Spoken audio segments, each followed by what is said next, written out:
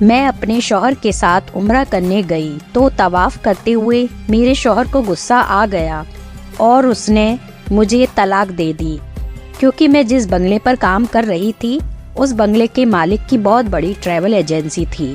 اس کا کام لوگوں کو عمرے، حج اور ایک ملک سے دوسرے ملک بھیجنا تھا۔ میں کئی سالوں سے ان کے بنگلے پر کام کر رہی تھی۔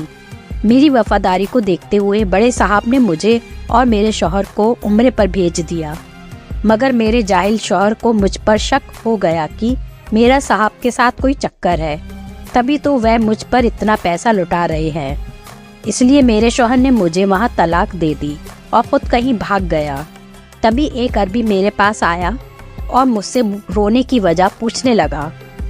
میں نے اپنی زبان میں اسے سب کچھ بتا دیا اور کہا کہ اب میں کہاں جاؤں، مجھے تو یہاں کا کچھ پتہ نہیں۔ اس عربی کو اردو زبان بھی آتی تھی۔ وہ مجھے کہنے لگا، میری بیوی امید سے ہے، تم 1 مہینہ اس کی خدمت کرو، میں اس کے بدلے تمہیں 10,000 ریال دوں گا، اس کے بعد تمہیں آرام سے انڈیا بھیج دوں گا۔ میں اس کی بات مان گئی اور اس کے گھر چلی گئی۔ وہ مجھے کہتا کہ تم میری بیوی کے ساتھ سویا کرو، کیونکہ اسے رات کو ڈر لگتا ہے۔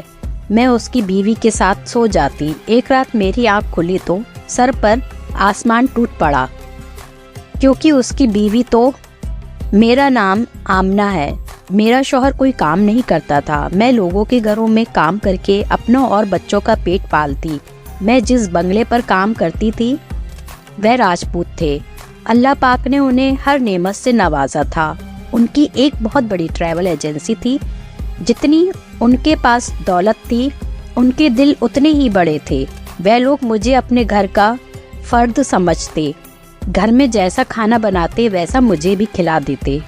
میرے اور بچوں کے لیے کپڑے، جوتیوں سے لے کر ہر ضرورت کی چیز دیتے۔ غریب کے لیے سب سے بڑی چیز عزت ہوتی ہے۔ اگر کوئی عزت دیتا ہے تو ہم اس کے غلام بن جاتے ہیں۔ ایسے ہی ان کی اعلیٰ ظفی نے میرا دل جیت لیا۔ وہاں پر جو مالکن تھی بہت نیک خاتون تھی۔ ان کی 2 بیٹیاں تھیں اور 4 بیٹے تھے۔ 2 بیٹوں کی شادی ہو چکی تھی۔ بہو اور بچوں سے گھر بھرا ہوا تھا، ہر وقت رونق رہتی۔ پھر اچانک نہ جانے کیا ہوا کہ ان کے گھر کو کسی کی نظر لگ گئی۔ ایک ایسا حادثہ ہوا کہ سب لوگ خاموش ہو گئے۔ مالکن کی آنکھوں میں اب ہر وقت آنسو رہنے لگے۔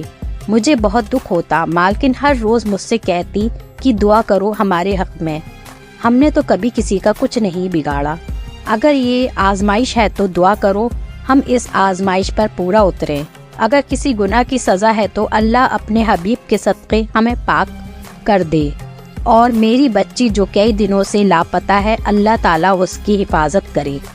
ان کی یہ بات سن کر میرا دل تڑپ اٹھا۔ اگر میرے بس میں ہوتا تو میں ان کے درد کی دوا کرتی، مگر میں خود ان کی طرح بے بس اور مجبور تھی۔ ان لوگوں کے مجھ پر بہت احسان تھے۔ 7 ماہ گزر گئے مگر ان کی بیٹی کا کچھ پتہ نہیں چل سکا۔ میں زبردستی مالکن کو کھانا کھلاتی اور یقین دلاتی کہ ایک دن ایسا آئے گا جب سب پہلے جیسا ہو جائے گا، آپ کے گھر کی خوشیاں دوبارہ لوٹ آئیں گی۔ وہ بس آنسو بھرے آنکھوں سے مجھے دیکھ کر رہ جاتی، مگر سچ تو یہ تھا کہ ان لوگوں نے بیٹی کے واپس آنے کی امید چھوڑ دی۔ پولیس بھی اسے ڈھونڈ ڈھونڈ کر تھک چکی تھی۔ سچ کہتے ہیں لوگ، پیسے سے سب کچھ خریدا جا سکتا ہے مگر خوشیاں نہیں خریدی جا سکتی۔ اسی دوران ایک روز بڑے صاحب نے مجھے بلایا اور کہا کہ تم عمرہ پر جانا چاہتی تھی، تم نے ایک بار مجھ سے ذکر بھی کیا۔ میں نے کہا جی میں جانا چاہتی ہوں، دل تو چاہتا ہے کہ میں اپنے شوہر کے ساتھ عمرہ کرنے جاؤں، مگر میرے پاس اتنے پیسے نہیں ہیں۔ صاحب کہنے لگے کہ تم دونوں میاں بیوی عمرے پر جانے کی تیاری کرو، ایسے سمجھو کہ اللہ نے تمہاری دعا سن لی۔ میں صاحب کی بات سن کر بہت حیران ہوئی اور خوش بھی، اور پھر 1 ماہ کے اندر ہی بڑے صاحب نے ہم میاں بیوی کو اپنے خرچے پر عمرے پر بھیج دیا۔ مگر میرے شوہر کو مجھ پر شک تھا کہ اچانک سے بڑے صاحب ہم پر اتنے مہربان کیسے ہو گئے۔ اسے لگتا تھا کہ شاید میری بڑے صاحب سے کوئی چکر ہے۔ خیر ہم دونوں وہاں پہنچ گئے۔ ہمیں وہاں آج تیسرا دن تھا۔ آج طواف کرتے ہوئے اچانک میرے شوہر کو غصہ آ گیا اور وہ اسی شک کی بنا پر میرا شوہر مجھے طلاق دے کر وہاں سے بھاگ گیا۔ یہ میرے ساتھ کیا ہو گیا تھا؟ میں وہاں بیٹھی رو رہی تھی، تبھی ایک عربی जिसे उर्दू जुबान भी आती थी, वह मुझसे मेरी परेशानी पूछने लगा। मैंने उसे सारी बात बता दी तो वह कहने लगा, तुम रोना बंद करो, तुम 1 महीना मेरी बीमार बीवी जो उम्मीद से है उसकी खिदमत करो, मैं तुम्हें उसके बदले 10,000 रियाल भी दूंगा और तुम्हें वापस इंडिया भी भेज दूंगा। मैं उसकी बात सुनकर उसके साथ चली गई, क्योंकि मेरे पास 1 रुपया भी नहीं था और मैं यहाँ के बारे में कुछ नहीं जानती थी। मैं उस अरबी के साथ उसके घर चली गई और उस अरबी के घर काम शुरू कर दिया। उस अरबी के घर में बस मियाँ बीवी ही रहते थे और बाहर के दरवाजे पर हर वक्त गार्ड पहरा देते। वह लोग कहीं भी आते जाते नहीं थे, फिर भी कभी कभी साहब बाहर चले जाते, मगर बेगम को मैंने कभी भी घर से बाहर निकलते नहीं देखा। यहाँ तक कि वह घर में भी ठीक से नहीं घूमती थी। उस अरबी ने मुझे बंगले की बैक साइड पर रहने को एक कमरा भी दे दिया। मैं सुबह 8 बजे उनके कमरे पर जाती और शाम को 4 बजे वापस आ जाती। घर की सफाई, बर्तन धोना और खाना बनाना सब मेरे जिम्मे था, मगर इस दौरान बेगम अपने चेहरे को नकाब में छुपाकर रखती। वह कभी भी अपना नकाब नहीं उतारती थी। हो सकता है मेरे जाने के बाद वह नकाब हटा देती हो, ये तो मुझे मालूम नहीं था। अरबी की बीवी बड़ी मोहताज रहती, ऐसा लगता उसे कोई खौफ खाए जा रहा है। हर वक्त डरी डरी सी रहती थी। वह हर वक्त दीवारों को देखती रहती, ऐसा मालूम होता उनमें कुछ तलाश कर रही हो, मगर कोई है जो उसे बात करने से रोकता है। यह शायद ये मेरा वहम था। एक दिन उस अरबी ने मुझे कहा कि तुम रात को मेरी बीवी के पास रुक जाया करो, क्योंकि उसका आखिरी महीना चल रहा है, कभी भी उसकी डिलीवरी हो सकती है। उसके बदले वह मुझे अच्छे खासे पैसे देगा। अब मैं उसके पास रुकने लगी और टीवी लॉन्ज में ज़मीन पर बिस्तर बिछाकर सोती थी।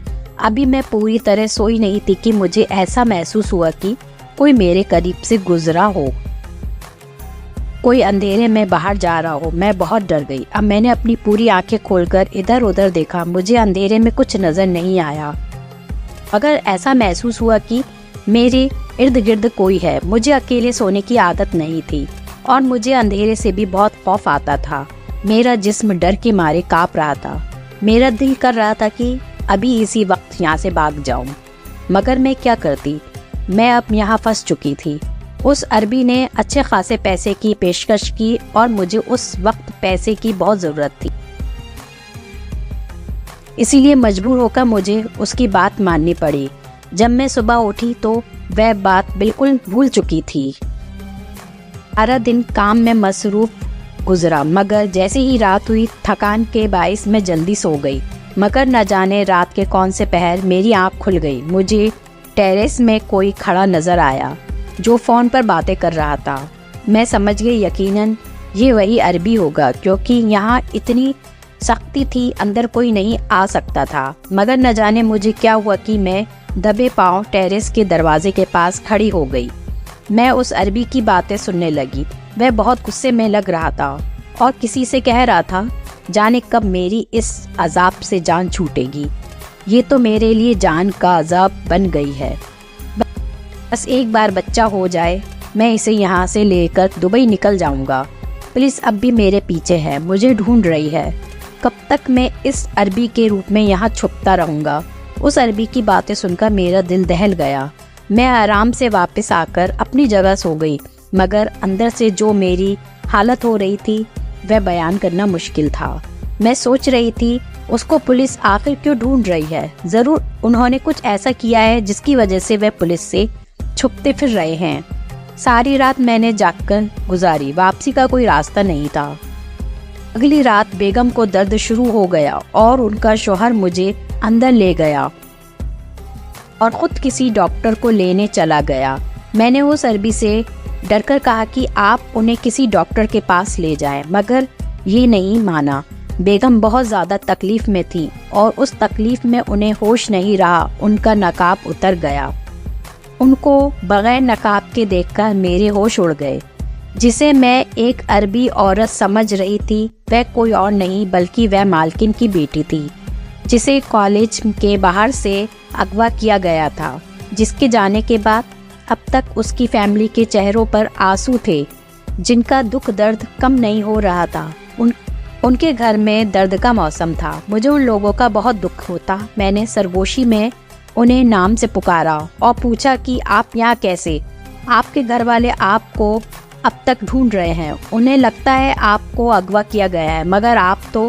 میں نے بات آدھے میں چھوڑ دی۔ مجھے حیرت کا جھٹکا لگا۔ اس کے گھر والے اب تک یہ سمجھ رہے تھے ان کی بیٹی اغوا ہوئی ہے۔ ان بڑے لوگوں کو معلوم نہیں کہ ان کی بیٹی تو گھر سے بھاگ گئی ہے اور شادی رچا کر اب بچہ پیدا کرنے والی ہے۔ مجھے اس وقت ان پر بہت غصہ آیا اور اس کے گھر والوں پر ترس آ رہا تھا جو اب تک دھوکے میں تھے، مگر مالکن کی بیٹی نے اگلی بات بتائی تو میرے ہوش اڑ گئے۔ وہ بہت تکلیف میں تھی، مگر پھر بھی آہستہ سے بولی کہ اس گھر میں ہر جگہ کیمرے لگے ہوئے ہیں۔ میں آپ کو پہلے دن پہچان گئی تھی، مگر اس لیے چپ تھی کیونکہ یہ شخص ہر وقت مجھ پر نظر رکھتا ہے۔ اس نے مجھے کالج کے باہر سے اغوا کیا اور زبردستی مجھ سے نکاح کر کے مجھے یہاں لے آیا۔ اب بچہ پیدا ہونے کے بعد یہ مجھے دبئی لے جائے گا اور وہاں بیچ دے گا، اور اس نے میرے بچے کا بھی کسی کے ساتھ سودا کیا ہوا ہے۔ یہ سب کو بتاتا ہے کہ میں اس کی بیوی ہوں اور ہم دونوں عربی ہیں، جبکہ یہ سب ڈرامہ کر رہا ہے تاکہ کسی کو اس پر شک نہ ہو۔ میں یہاں سے نہیں نکل سکتی۔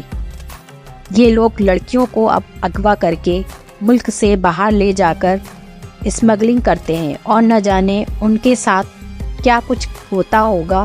میرے والدین بہت نیک ہیں، ہم نے تو کسی کا کچھ نہیں بگاڑا، پھر میرے ساتھ ایسا کیوں ہو رہا ہے؟ اب کسی طرح آپ میرے گھر والوں کو خبر کر دیں، مجھے اس عذاب سے نکالیں، ورنہ آگے نہ جانے میرے ساتھ کیا ہوگا۔ وہ تکلیف میں باتیں کر رہی اور میں سمجھ گئی کہ مجھے یہ نہیں دکھانا کہ میں اس کو جانتی ہوں۔ اسی وقت وہ شخص ایک دائی کو لے کر آ گیا۔ دائی نے اس آدمی سے کہا کہ یہ کیس بہت پیچیدہ ہے، آپ انہیں اسپتال لے کر جائیں، مگر وہ آدمی ضد کرنے لگا۔ دائی نے کہا اگر بچے اور ماں کو کچھ ہو گیا تو میں ذمہ دار نہیں ہوں گی، مگر اس شخص کو کوئی فرق نہیں پڑا، اس نے دائی سے ہی ڈیلیوری کروائی۔ مجھے بہت ڈر لگ رہا تھا۔ بڑی مشکلوں کے بعد مالکن کی بیٹی کی ایک مری ہوئی بیٹی پیدا ہوئی۔ اس آدمی کو اس بات سے کوئی فرق نہیں پڑا، مگر اس کا موڈ خراب ضرور ہوا کیونکہ جس مقصد کے تحت یہ بچہ پیدا کیا جا رہا تھا وہ کامیاب نہیں ہو سکا۔ مجھے کافی عرصے تک بیوی کے پاس رکنا پڑا اور پھر میں نے اس عربی سے کہا مجھے اب اجازت دیں، اتنے دنوں سے میں آپ کے کہنے پر رکی ہوں، اب تو ڈیلیوری بھی ہو گئی ہے، اب واپس اپنے ملک جانا چاہتی ہوں۔ اس آدمی نے اپنی جیب سے پیسے نکالے اور مجھے دے دیے۔ میں اپنا سامان اٹھا کر اس کے بنگلے سے باہر آ گئی۔ اب مجھے سمجھ نہیں آ رہا تھا کہ میں کیا کروں، میں کیسے بیوی کے گھر والوں کو یہ بات بتاؤں۔ میں نے ہمت کی اور ایک انڈین کو ڈھونڈا جو میری بات آسانی سے سمجھ جائے اور اپنے فون سے میری انڈیا میں بات کروائے۔ میں نے اپنے پاس ان کا نمبر محفوظ کیا ہوا تھا۔ مجھے ایک انڈین مل گیا۔ میں نے اس کی فون سے مالک کا نمبر ملایا اور ساری بات ان کو بتا دی کہ کیسے اس شخص نے بیوی سے نکاح کیا اور اسے اسمگل کر کے یہاں لے آیا اور اب یہاں سے دبئی جانے کا ارادہ رکھتا ہے۔ یہ سن کر بیگم صاحبہ اور صاحب رونے لگے۔ بی بی کے بھائیوں نے ہمت کی اور مجھ سے ہر بات پوچھی، گھر کا پتہ بھی لکھ لیا اور مجھے واپس بی بی کے پاس جانے کا کہا تاکہ اس آدمی کو کوئی شک نہ ہو۔ صاحب کہنے لگے کہ ہم 2 دن میں ہی تمہارے پاس آ جائیں گے، تم جا کر میری بیٹی کو تسلی دو۔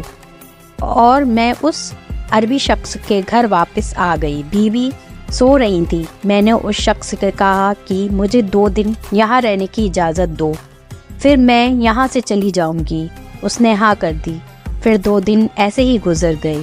آج تیسرا دن تھا اور بیوی کے بھائی سعودی عرب پہنچ چکے تھے۔ تیسرے دن میں نے کھانا بنا کر اس کے کھانے میں نیند کی دوا ملا دی۔ کھانا کھا کر وہ وہیں بیٹھے بیٹھے سو گیا۔ کھانے میں نیند کی دوا ملانے کی ہدایت مجھے بیوی کے بڑے بھائی نے دی تھی۔ میں چپکے سے واش روم میں آئی اور بیوی کے بھائی کو فون کر دیا کہ عربی بے ہوش ہو گیا، اب جلدی آ جائیں۔ کچھ دیر کے بعد بیوی کے بھائی پولیس کو لے کر وہاں پہنچ گئے۔ उनका ट्रैवल एजेंसी का काम था, इसलिए उनके यहाँ भी बहुत ताल्लुकात थे और उस अरबी को हथकड़ी पहनाकर पुलिस की गाड़ी में थाने ले गए। वह अब तक बेहोश था, मगर इतना मैं जानती थी अब सारी उम्र इस शख्स को हवालात में सड़ना होगा और उसी के ज़रिए उसके गिरोह को पुलिस ढूंढ निकालेगी। काफ़ी अरसा इस मर्दूद ने बीवी को कैद में रखा, उन्हें डराया धमकाया। सिर्फ बीबी ही नहीं बल्कि उस जैसी न जाने कितनी मासूम लड़कियों को ये लोग मुल्क ले जाकर बाहर स्मगल करते हैं। अब वह शख्स पकड़ा गया था। आखिर अल्लाह के कहर से कब तक ये बच सकता था। मुझे और बीबी को उनके भाई वापस इंडिया ले आए। बेटी से मिलकर उनके वालिदैन बहुत रोए। उसकी अचानक गुमशुदगी की वजह से सब लोग बहुत ज़्यादा परेशान थे।